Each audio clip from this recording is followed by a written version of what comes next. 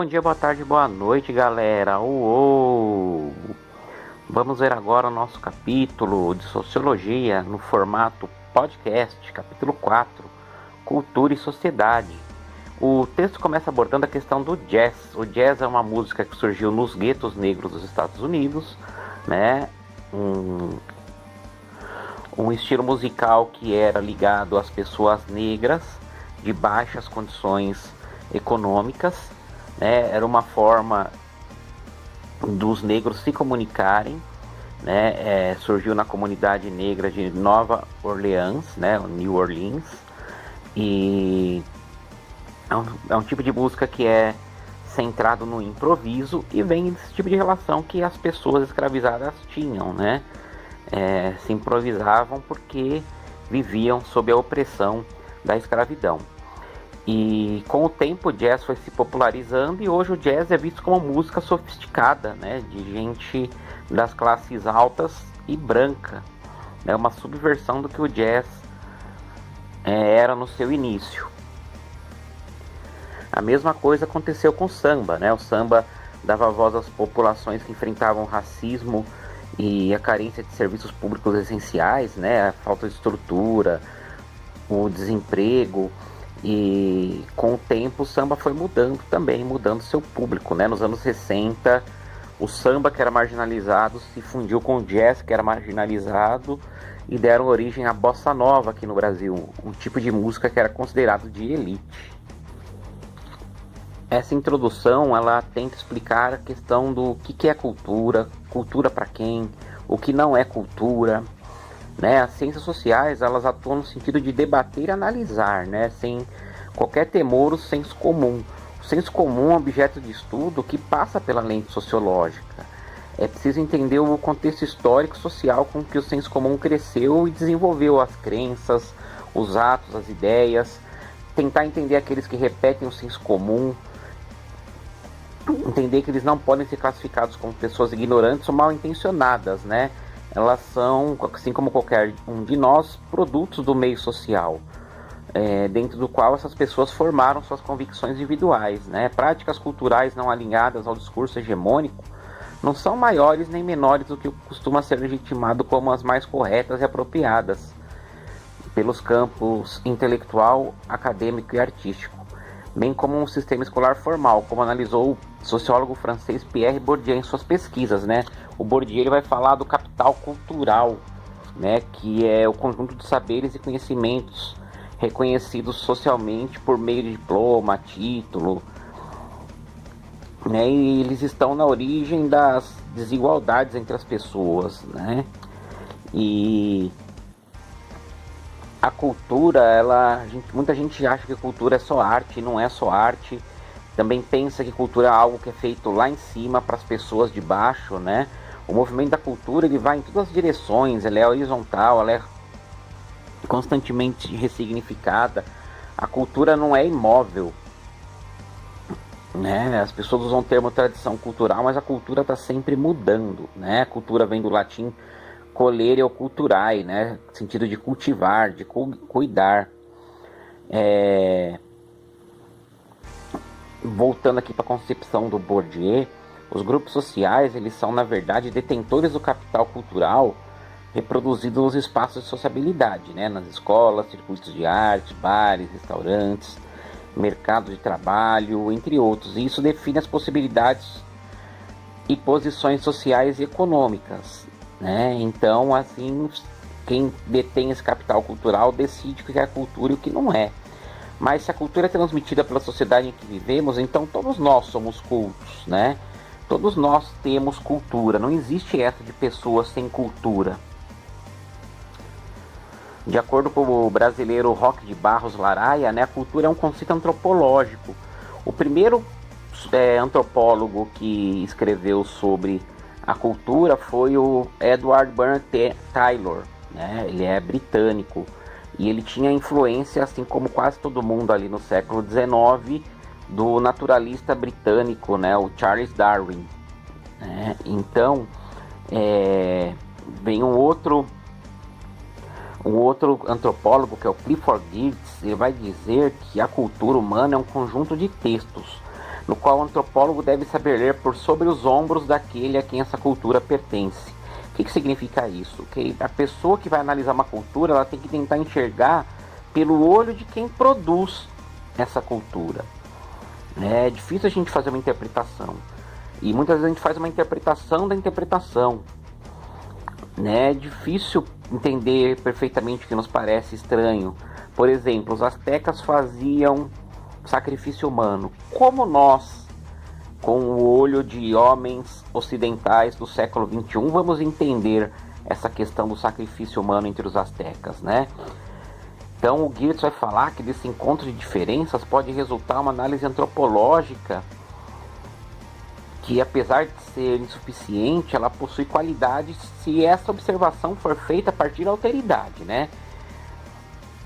A alteridade, a interação e o entendimento do outro, é você entender o outro, reconhecer o valor do outro.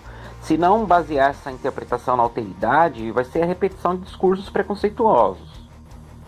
Muito se fala, né, em identidade nacional e nacionalismo, mas essas coisas são criadas, né, entre o final do século XVIII e ao longo do XIX, que foi quando a maior parte dos estados nacionais que conhecemos hoje se formaram, né? Então, para dar uma unidade cultural para os povos, se criou, né, uma cultura comum, uma tradição cultural comum, né? O historiador Eric Hobsbawm, ele vai falar, né, junto com seu colega de pesquisas Terry Ranger, que a tradição ela é inventada, né?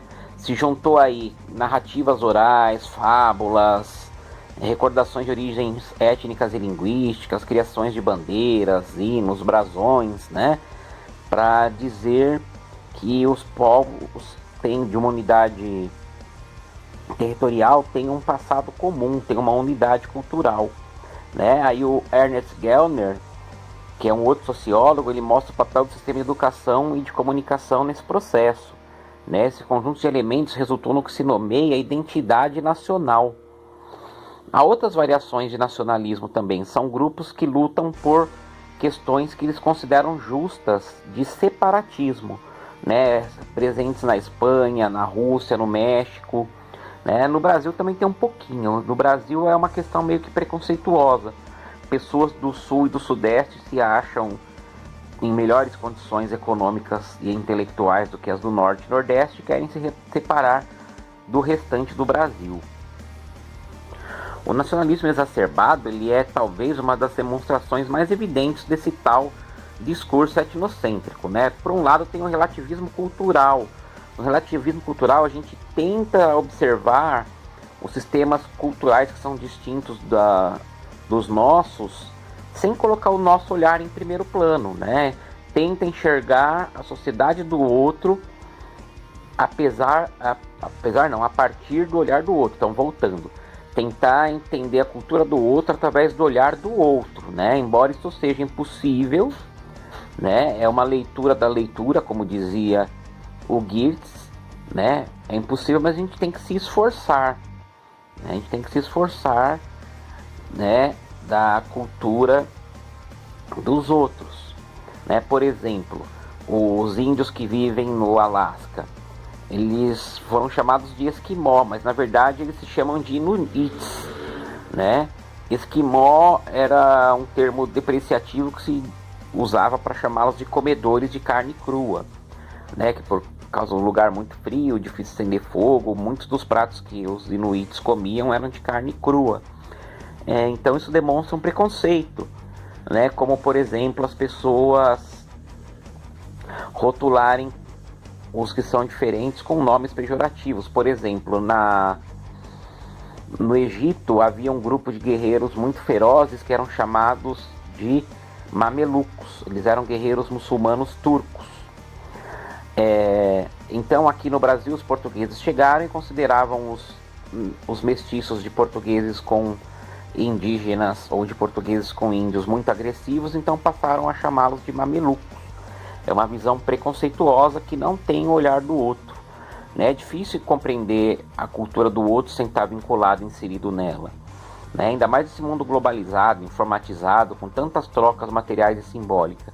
Mas nós temos a obrigação de ter esse olhar de compreensão, apesar de ser difícil. O Burke, né, o Peter Burke e outros historiadores culturais clássicos, né, pretendiam pintar o retrato de uma época. Os historiadores sociais da arte e mesmo historiadores da cultura popular, eles trabalhavam com uma ideia: cultura e sociedade a partir das manifestações culturais, né? Para eles, essa cultura e sociedade tinha uma forte ligação com o teor artístico.